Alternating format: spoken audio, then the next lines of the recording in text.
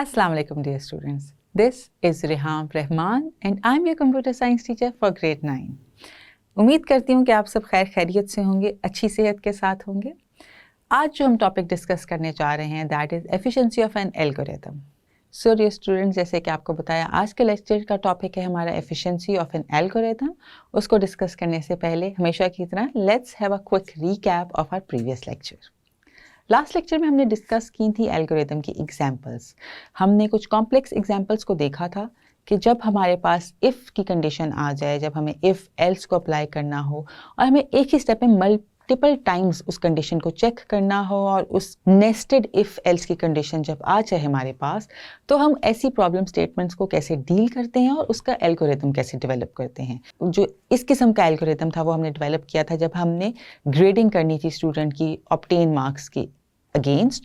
तो उसमें हमने मल्टीपल टाइम्स इफ़ एल्स की कंडीशन को अप्लाई किया था और हमेशा वो चेक करता था हमारा सिस्टम के एल्गोरिथम में कैसे हमने मूव करना है फर्दर, क्या इन्फॉर्मेशन, क्या आउटपुट यूज़र को देनी है, वो सारी कंडीशंस को चेक करते हुए।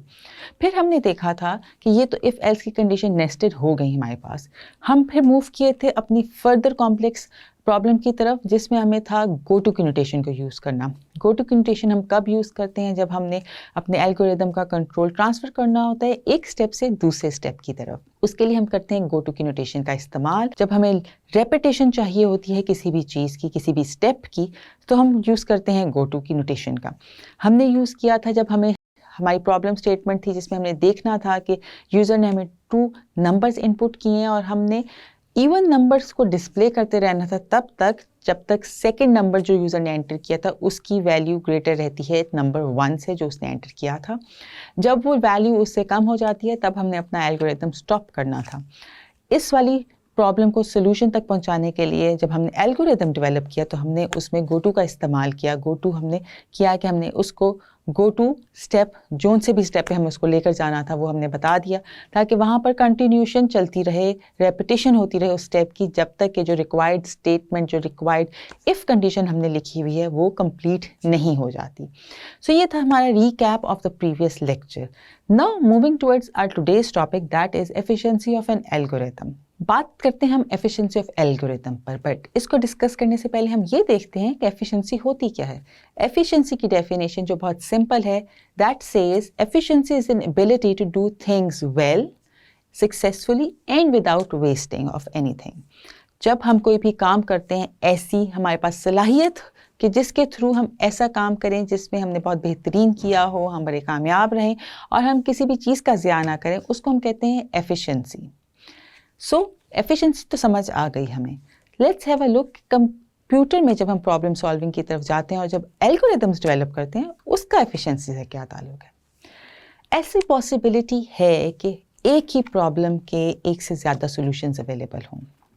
हमारे पास there can be multiple solutions of a single problem.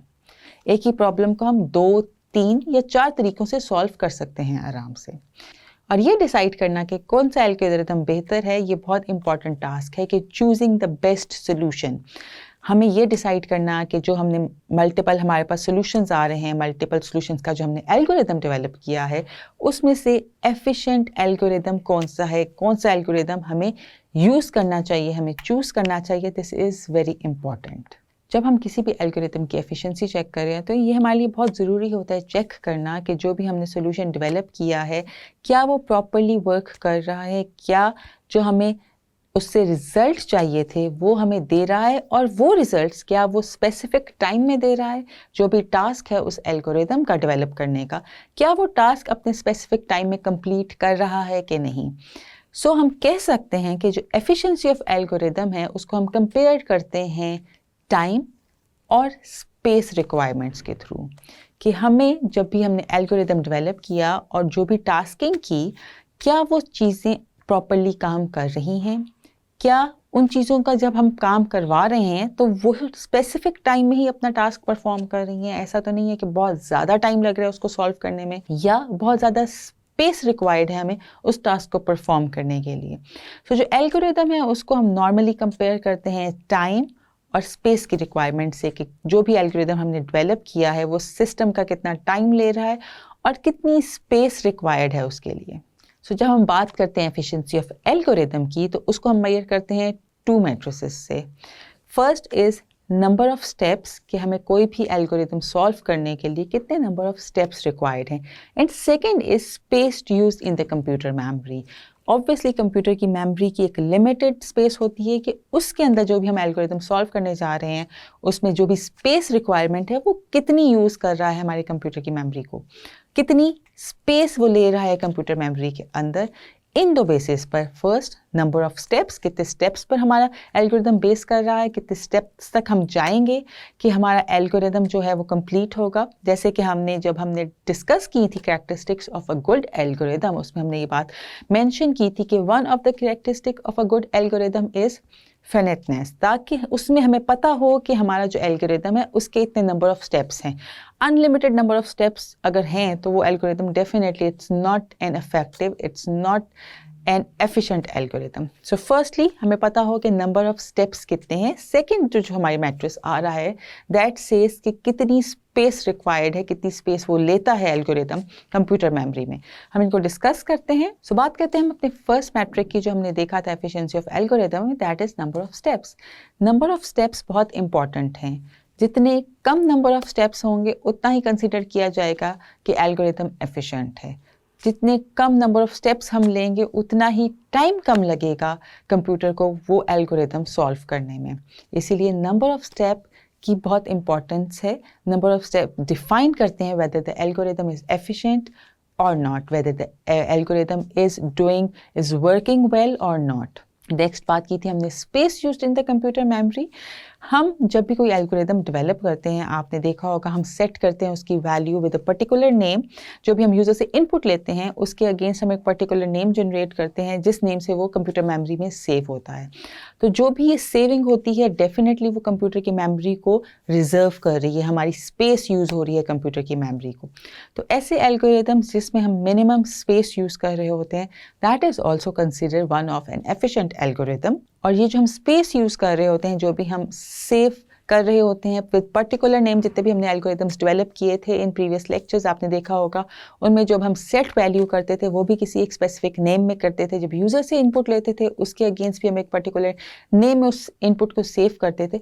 ये जो भी सेव होती है इन्फॉर्मेशन हम इसलिए कंप्यूटर मेमोरी में सेव करते हैं ताकि हमें उसको बाद में यूज़ करना होता है। नेक्स्ट स्टेप्स में उन इनपुट्स का, उन सेव किए हुए अमाउंट्स का, उन कैलकुलेशंस का हमें रिक्वायर्ड होती है, उसका रीयूज़ होता है कहीं ना कहीं। इसलिए हमें समहाउ वन वे और द अदर कंप्यूटर मेमोरी हमें यूज़ करनी ही पड़ती है। बट जिस भी एल्गोरिदम में हम मिनिमम कंप्यूटर मेमोरी को यूज़ करते हैं, मिनिमम स्पेस यूज़ करते हैं कंप्यूटर मेमोरी की, उसको हम कहते हैं it's an efficient algorithm in terms of with respect of computer memory. Computer की स्पेस जो हम यूज़ कर रहे हैं उसके लिहाज से, उसके कंपैरिजन में हम वो कहेंगे कि वो एल्गोरिदम इफेक्टिव एल्गोरिदम है, वो एल्गोरिदम अच्छा है क्योंकि उसमें कंप्यूटर की जो स्पेस है वो मिनिमम यूज़ हो रही है।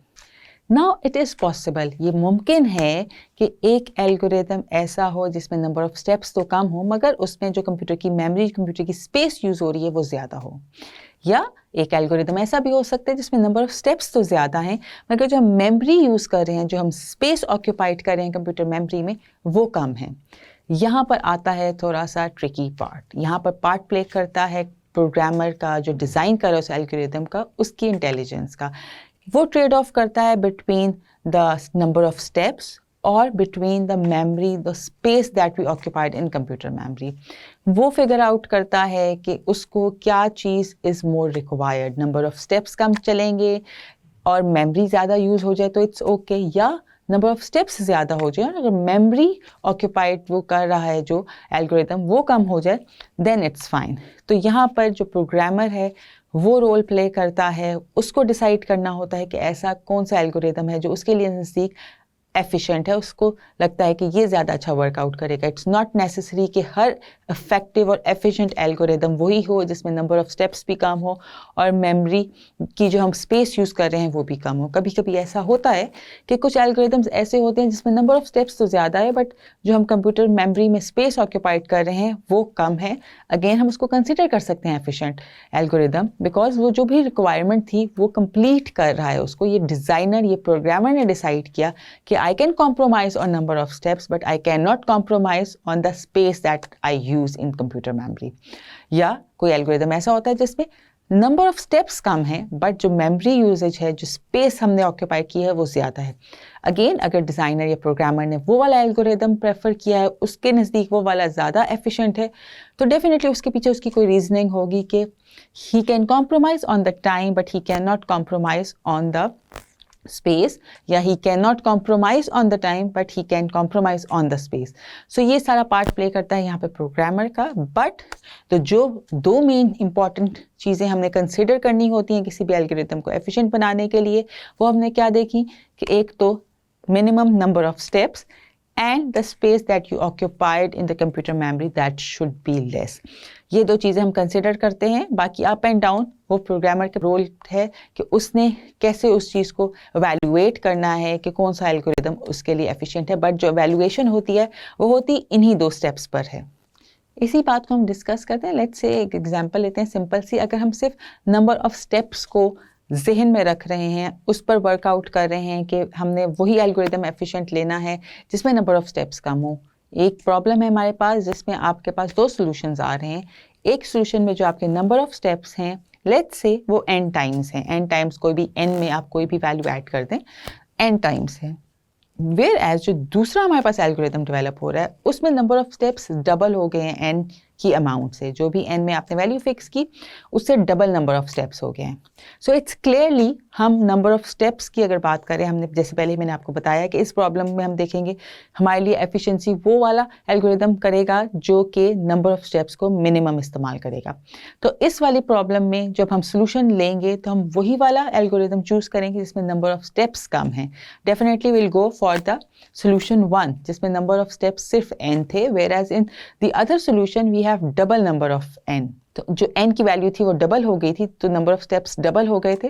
तो इसलिए ऐसी प्रॉब्लम में जहाँ पे हमारा फोकस सिर्फ नंबर ऑफ स्टेप्स हो कि हमें मिनिमम नंबर ऑफ स्टेप्स चाहिए, ऐसी सिचुएशन में हमारे लिए एफिशिएंट कौन सा वाला एल्गोरिदम होगा? हमारे लिए एफिशिएंट नंबर 1 वाला एल्गोरिदम होगा. Okay, now have a look on a little complex situation. यहाँ पे एक प्रॉब्लम आपको दिखा रहे हैं कि we have to compute the following. इसको हमने कैलकुलेट करना है. इसमें हमारे पास है 1 + 2 + 3 + 4 + 5 and so on till +99. So 1 to 99 हमने सारे डिजिट्स को, सारे नंबर्स को ऐड करना है. Now how we are going to solve this problem. इस प्रॉब्लम को सॉल्व करने के लिए हमारे पास 2-3 रास्ते हैं. हम 2-3 सॉल्यूशंस को यूज़ कर सकते हैं इस सेम प्रॉब्लम को सॉल्व करने के लिए. Let's have a look on them. So पहला तो सोल्यूशन सिंपल सा ये है कि आप नंबर्स को स्टार्ट से एंड तक ऐड करना शुरू कर दें, जिस तरह के हमारे एग्जाम्पल स्टेटमेंट में दिया गया था कि 1 + 2 + 3 + 4 + 5 सो ऑन हम ऐड करते जाएंगे टिल 99. एक तो हमारे पास ये सोल्यूशन है. Second solution, you start pairing them. हमने पेयर्स बनाना शुरू कर दिए इन नंबर्स के. वो कैसे किया हमने बनाए पेयर्स इन नंबर्स के. फॉर एग्जांपल हमने फर्स्ट डिजिट उठाया दैट इज़ 1, उसको हमने ऐड कर दिया लास्ट वाले से +99. 1 + 99 किया. फिर हमने सेकंड जो पेयर बनाया दैट इज़ 1 के बाद जो नंबर आया था दैट इज़ 2, उसको हमने प्लस कर दिया 99 से पहले जो नंबर आया 98 से. थर्ड में हमने किया 3 + 97. फोर्थ में हमने किया 4 + 96 एंड सो ऑन हम बनाते गए टिल 49 + 51. ये हमारा लास्ट पेयर बनेगा. अब इन जितने भी पेयर्स बने हैं अगर आप देखें तो इन सब को जब हम प्लस कर रहे हैं 1 + 99 that gives the answer of 100. 2 + 98 again the answer is 100. 3 + 97 it gives the answer 100. आप सारे पेयर्स को चेक कर लें, आंसर 100 ही आएगा.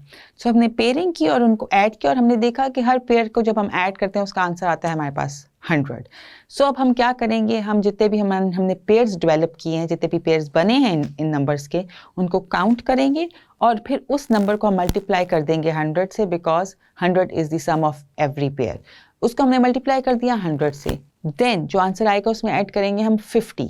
अब हम 50 क्यों ऐड कर रहे हैं? बिकॉज अगर आप गौर करें जितने भी हमने ये पेयर्स बनाए हैं उसमें 50 का नंबर कहीं पर भी नहीं आया, बिकॉज हमारे पास टोटल नंबर 99 थे. तो definitely it was an odd number. Odd number पे किसी एक को तो बाहर रहना था, तो 50 जो था हमारे पास दैट स्टैंड अलोन। तो जब हमने इन सब नंबर ऑफ पेयर्स को काउंट किया और उसको हमने मल्टीप्लाई कर दिया 100 से, जो भी अमाउंट आएगी उसमें हम ऐड कर देंगे 50 को, बिकॉज 50 किसी भी पेयर में नहीं था, इट वॉज स्टैंडिंग अलोन। तो हमने 50 को ऐड कर दिया उस अमाउंट में और हमारे पास आंसर आ गया।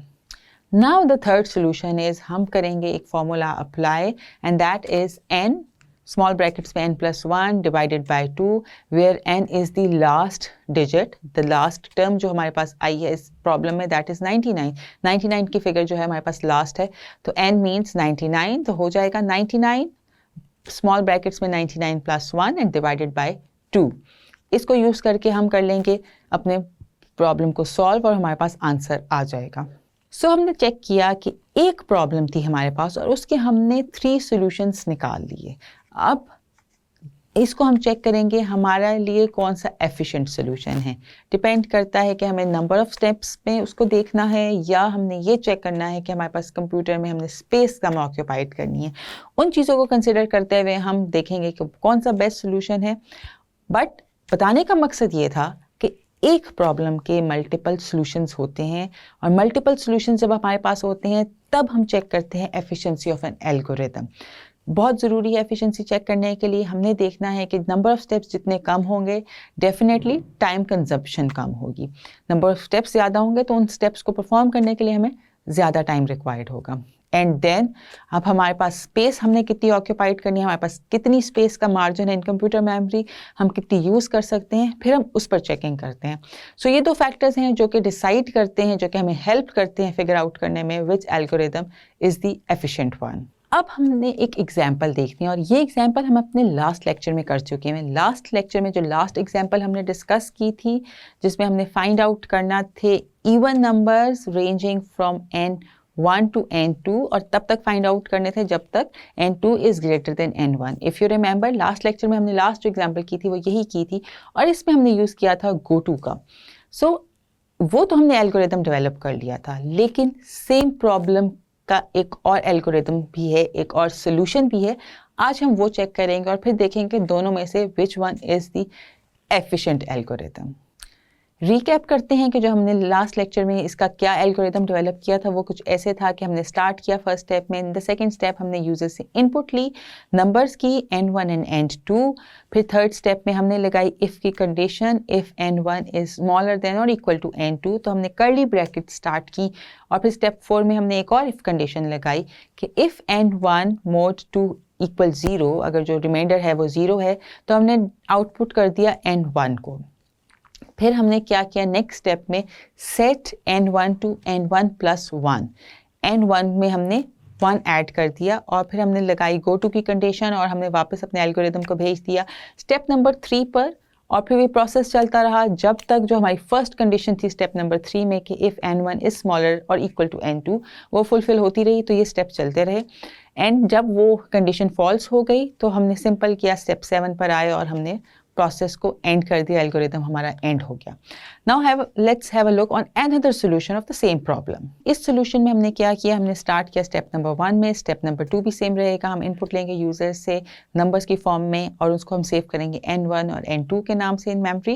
Then in the third step there is a change. अब हमने जो कंडीशन अप्लाई की है वो डिफरेंट कंडीशन है पहली वाली कंडीशन से। अब हमने कहा इफ n1 इज ऑड, अगर जो यूजर ने वैल्यू डाली है n वर्ड की वो ऑड है तो set n1 to n1 plus 1।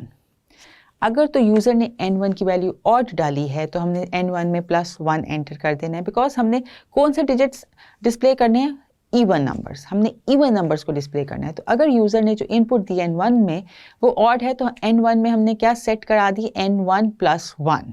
Then in the fourth step हमने शो कर दी यूज़र को आउटपुट n1 की। इन द फिफ्थ स्टेप हमने फिर सेट किया n1 की वैल्यू को n1 टू n1 प्लस 2। अब हमने n1 में 2 ऐड करवा दिया। सिक्स स्टेप में हमने अगेन इफ कंडीशन अप्लाई की, if n1 is smaller than n2। अगर तो n1 की वैल्यू n2 से स्मॉल है तो हम वापस चले जाएंगे go to step number 4। Step number 4 जो है वो क्या है कि हमने उसमें दोबारा से n1 को डिस्प्ले कर देना है यूज़र को। और हमारा यहाँ पे 7th स्टेप में हमने अपना एल्गोरिथम एंड कर दिया। लेट्स से n1 में यूज़र ने एंटर की है वैल्यू 3। अगर तो उसने एंटर की है मीन्स से हमने फर्स्ट कंडीशन चेक की कि if n1 is odd, 3 definitely it's an odd digit, तो उसमें हमने क्या सेट करवा दी वैल्यू, उसमें हमने n1 में कर दिया n1 + 1, 3 में हमने 1 ऐड किया दैट मेक्स 4, हमने n1 की वैल्यू को करा दिया 4 और फिर हमने आउटपुट करा दी 4th स्टेप में n1 की वैल्यू को जो कि अब हो गई है 4। फिर 5th स्टेप में हमने किया कि n1 की वैल्यू को हमने सेट कर दिया n1 + 2। अब ऑलरेडी n1 में कौन सी वैल्यू है 4, उसके अंदर हमने 2 ऐड कराया, बन गया 6।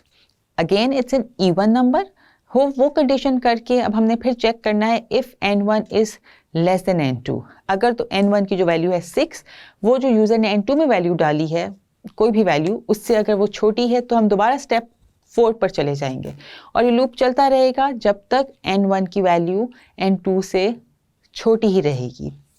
जैसे ही वो वैल्यू इंक्रीज करेगी हमारा ये लूप ख़त्म हो जाएगा, कंडीशन फॉल्स हो जाएगी और हम सिंपल अपना एल्गोरिदम एंड कर देंगे।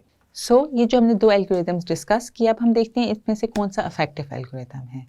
Effective algorithm is algorithm number 2 जिसमें नंबर ऑफ काउंट्स कम है बिकॉज हमने इंक्रीज करे, हमने इंक्रीमेंट लगाया है 2 का, उसकी वजह से बार बार काउंटिंग नहीं करनी पड़ी उसको, एक दफ़ा ही हमने 2 का इंक्रीमेंट लगा दिया उसके अंदर तो काउंटिंग के स्टेप्स कम हो गए। Whereas in algorithm number 1 हम बार बार जाकर चेक करते हैं, बार बार जाके इफ़ की कंडीशन को चेक करते हैं और फिर प्रोसेसिंग करते हैं। इसमें हमारे पास नंबर ऑफ स्टेप्स कम हो गए, इसमें हमारे पास प्रोसेसिंग टाइम कम हो गया, हमने मोर एफिशिएंटली डायरेक्ट 2 पे जंप की और फिर हमारे पास चेकिंग का जो था काम वो थोड़ा कम हो गया इसमें। इसीलिए जो एल्गोरिदम नंबर 2 है that is considered more efficient. So dear students, आज के लेक्चर में हमने डिस्कस किया व्हाट इज़ एफिशिएंसी और what is efficiency considered in an algorithm. हमने देखा है, पहले तो हमने एफिशिएंसी की डेफिनेशन देखी, फिर हमने देखा जब हम एल्गोरिदम में एफिशिएंसी की बात करते हैं तो हम एल्गोरिदम की एफिशिएंसी को किन 2 बातों पर जज करते हैं।